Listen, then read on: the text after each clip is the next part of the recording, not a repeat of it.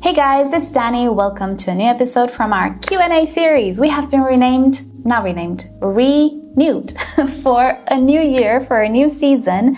And we're gonna kick off today with 10 questions that you guys left in the comment section of my videos. I hope everybody can learn from them. Feel free to leave me your questions down below in my videos and I'll do my best to get back to you in a video. And before we start, today's video is of course sponsored by rePotme.com, who sponsored the series for a lot of time now. And in case you don't know about rePotme, well, they provide everything you need to properly take care of your orchids, from pots to potting mixes, fertilizers, accessories, grow lights even, and everything in between. And not only for orchids, but also other houseplants as well, such as cacti, succulents, and even rare plants. So as always, you have them linked down below in the description and in the pinned comment, together with the products that I personally really like. I kind of start to add more and more as I go. I really like a lot of their products, so please feel free to check them out down below in the description at any time. And with that said, let us start, shall we? I missed answering your questions. So I'll try to be brief. But you know how this goes. I can't. I need to blab. So first question from Tiffany. Should you cut off sunburned leaves? That is actually a good question. I don't think we talked a lot about sunburned leaves on this channel. But yeah, if you didn't know, orchids can actually be susceptible to having burns on their leaves if they sit in direct sun and if the leaf gets overheated. Now, the good thing about it is that if you catch it in time, you'll only have a part of the leaf, like a little patch that is burned.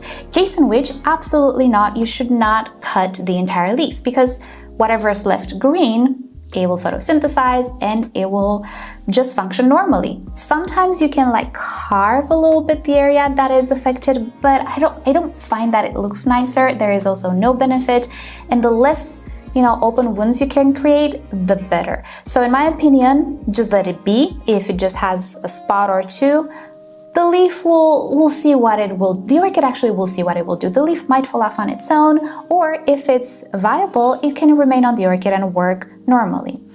If, on the other hand, it's completely burned, yes, you can remove it. It will fall off on its own as well, but if you're impatient and if you don't like the look of it, yeah, you can cut it, absolutely. So it depends. If it's completely done, you can cut it, no worries. Next question, what if I use 6%? This is hydrogen peroxide 6%. Now you might know that in the past, and still, I use hydrogen peroxide from the pharmacy. I spray it on the root system of orchids to eliminate bush snails, and it works 100%. And I always say use 3% concentration. So I would not recommend you go to 6%. It might work out, but it might also be a little detrimental for the roots. If you have 6% hydrogen peroxide concentration, just dilute it with water, pure water, preferably half and half. 1 part the 6% concentration hydrogen peroxide and 1 part water. This will bring it down to 3%. As I was saying, ideally, if you have reverse osmosis water, purified water, distilled water, that's the best. Sometimes tap water has tiny bacteria, microorganisms, little algae spores, all of that, and hydrogen peroxide will react with it. I don't know if it makes any difference, but since it will react, it will lose a little bit of its potency. I don't know. If you have filtered water, purified water, use it with that and mix it half and half, and there you go. You can put it in a spray bottle and you can use it on the root system. You're gonna have a 3% concentration, and actually it will be more economical and efficient if you find 6%, right? If you live in the United States, you have those 1 liter bottles. I can never find them here. Imagine that, you get a 1 liter bottle of 6%, you add water to it, or you mix it with water, you have 2 liters that you can use. Great. Next question from Debbie. Will the pseudobulbs stay all the same, or will they plump up? And this is actually a question on the latest video that I made with repotting an oncidium. And in that video, I showed you that some of the pseudobulbs were a little bit wrinkly. And that is a good question. Once a pseudobulb gets very dehydrated, becomes raisiny, it will create little ridges, little wrinkles and such, and in extreme cases it will be a raisin. It will lose its plumpness. And the good news is it can rehydrate once the orchid produces new roots, but the pseudobulb will never be super glossy again, which is fine. It's absolutely fine. In the case of that oncidium, oncidiums usually have little grooves or little ridges. You don't see it that much. But for example, some Cattleya type orchids can create very nice and glossy pseudobulbs and very plump. Once they raisin up and rehydrate, they will not be so glossy anymore. They will have fine lines and ridges, but that's okay. That's like the worst case scenario. They will still function normally. They will look okay, but yeah, they will not be super 100% perfect, but it doesn't matter. Next question from Lana. Mine has all brown roots. What can I do? And again, this was on a video with a Phalaenopsis, if I remember correctly.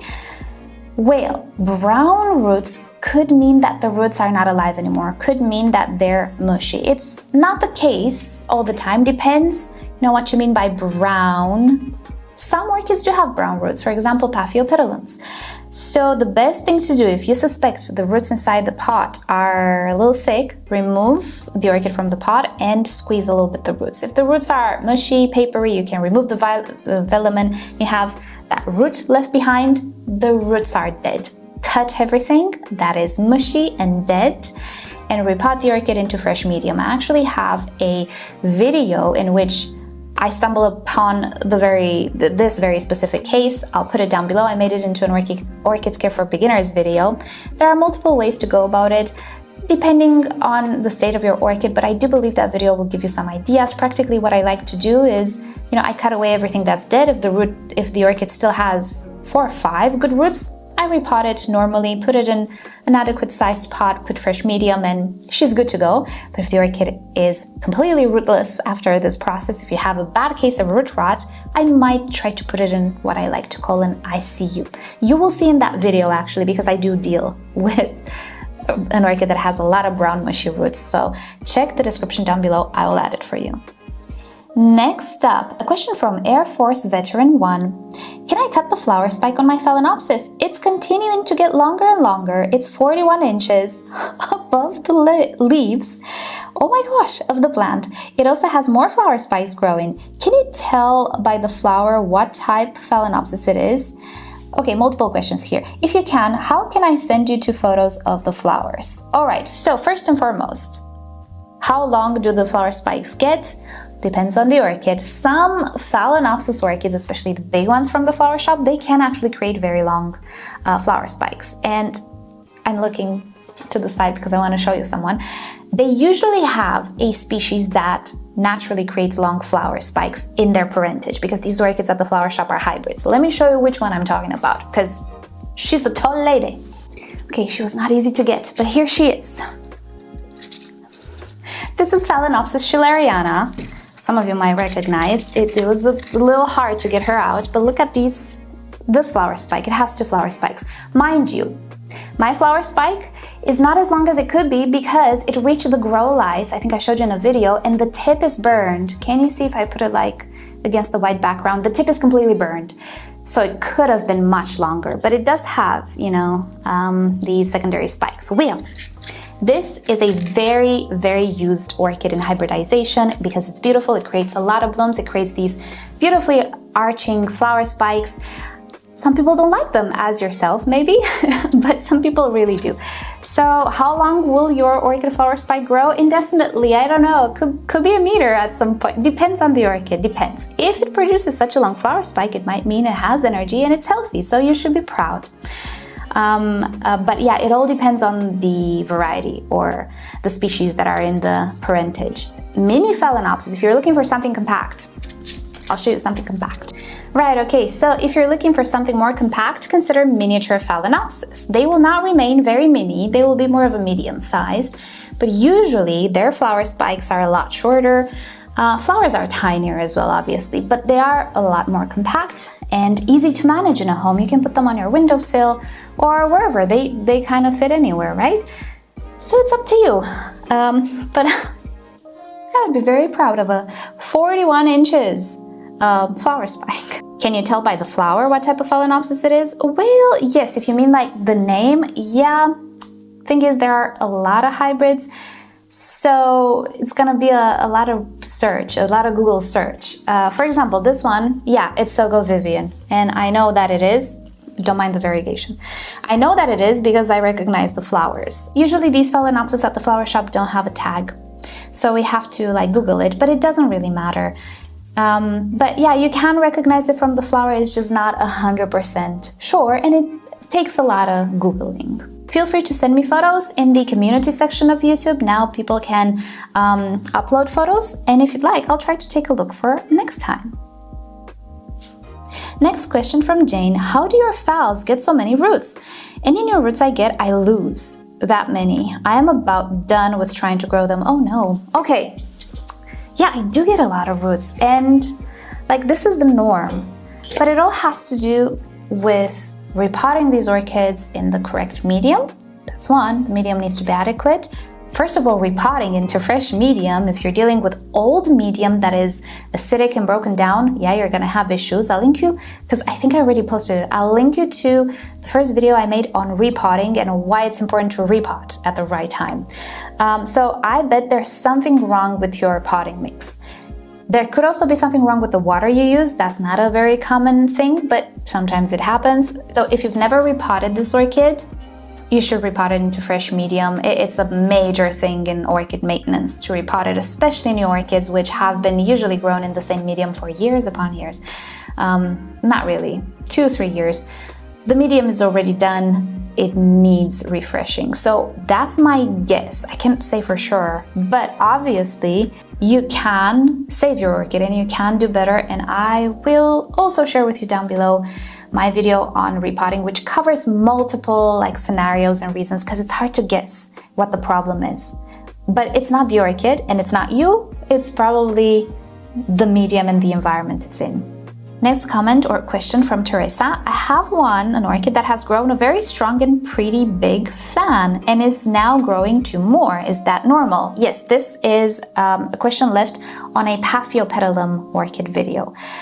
Yes, absolutely normal. Let me get a Paphiopedilum. All right, mine is tiny. Actually, I divided it to share it with a friend, and it doesn't have multiple fans because I divided it, but it did have multiple fans. It is absolutely normal. You can have a big fan that will start to create tiny new fans. This is a sympodial orchid. It's actually closer related to Oncidiums than it is to Phalaenopsis, even though you'd say, oh, they look kind of similar. They're not. They really are not. You cannot even cross them together. So think about this as a Cattleya or an Oncidium. They always create new pseudobulbs. Paphiopedilums always create new fans. Once the Paphiopedilum blooms and is done blooming, a new fan will be created as part of their growth pattern. So it's absolutely fine. It's absolutely normal. Sometimes they will reach maturity with a fan and then start to create tiny fans. They may or may not bloom depending on, the health of the orchid and the environment. But having a very big fan and then tinier fans is absolutely normal. Don't worry. Next question from Cold Dark. Hi Danny, do you still have the Biorb? If yes, how is it performing? Thanks, Anka. I do still have it. I just don't use it because I really don't like it. And it costed so much, right? I do not recommend the Biorb. So yeah, if you don't know, I'll link it down below. I tried the Biorb, which is a self-sustaining terrarium. Let's put it like that. I tried it with some orchids and other plants in the past, but orchids as well. It's not a proper environment.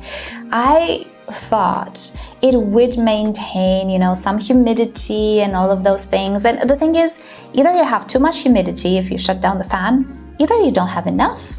And you need that fan. You can't really keep many, or especially Phalaenopsis, let's say, you cannot keep them in no ventilation scenario because they are in danger of rotting. You need to refresh the air. You need to have a little bit of a windy situation there. And even with jewel orchids, which are much more tolerant to high humidity, it just didn't work out so well. I didn't like it. The light was not enough. Again, that was an issue. It was underlit, in my opinion. Also, at some point, the humidifier part of it kind of broke. No, I didn't like the quality of it. I didn't like how it performed. maybe some people will like it. I mean, you know how it is. Everybody has a different experience, but I myself do not recommend the Biorb, and I don't use it anymore.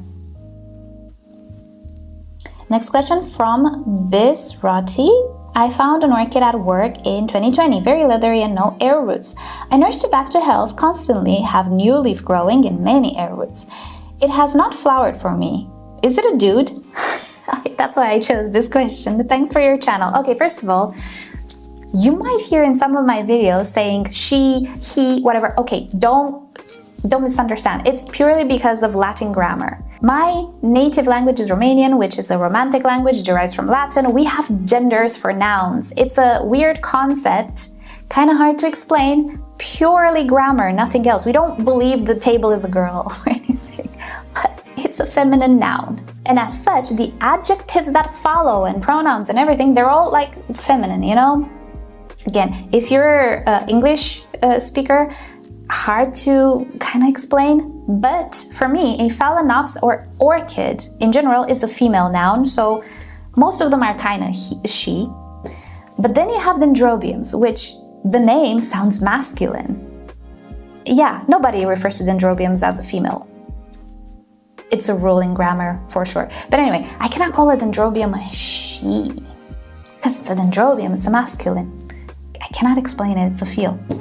So that's why sometimes you will hear me say he when it comes to Paphiopedilums, Dendrobiums, Oncidiums, but then she with Cattleyas, Vandas, and even Phalaenopsis. That's one.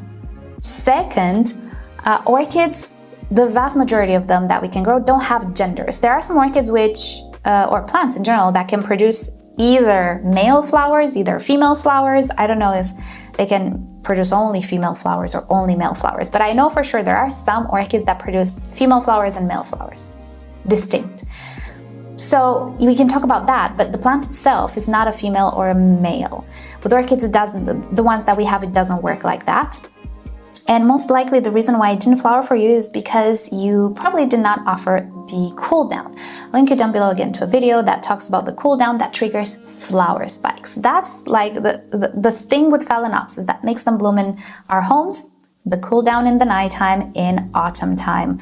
Other than that, no, you can call your orchid he, she, whatever you want, whatever, you know, it is for you. For me, it's just Latin grammar, which is a very abstract thing to explain. It's ingrained in me, very hard to realize there's also it, you know, and refer to this as an it, because it doesn't have a direct translation at all, and it's a weird concept for me, which, you know, I'm sure what I talked about is a weird concept for you as well. It is what it is. But no, they don't have genders. And last question we're gonna take today comes from Mary. How long you get flower spike on orchids? Okay, I'm not entirely sure what you mean. How long can they grow, or for how long a period of time? So I'm gonna answer both. As you saw earlier, flower spikes can get very long in the case of some Phalaenopsis orchids and some other orchids. Even in the Cattleya kingdom, you have the Francis fox, very long flower spike. And then you can have very short flower spikes. If the orchids are tinier, usually they have shorter flower spikes, but it's not a rule. So you can have a 1 meter long flower spike or a 10 centimeter long flower spike. And for how long? Again, depends on the orchid. On Phalaenopsis, you can have that flower spike continuously branching out and making flowers for a year or more or two. I don't like that usually because the flower spike becomes bare and it looks a little wonky, so I cut it. For me, flower spikes last on Phalaenopsis about 3 months because I cut them. And on other orchids, depends. On Cattleyas, they can last 2, 3 weeks, 4 weeks. On Oncidiums, again, 1 month, 1 month and a half. On Dendrobiums, who knows? Depends on the orchid. They will not last forever, that is for sure. No orchid that I know of has everlasting flower spikes. At some point they will dry out and new ones will be produced. But you can have, especially with Phalaenopsis, you can have them for as long as over a year. It's not uncommon. Alrighty, so that said, that concludes the first episode of our Q&A for this year. I hope you've enjoyed it.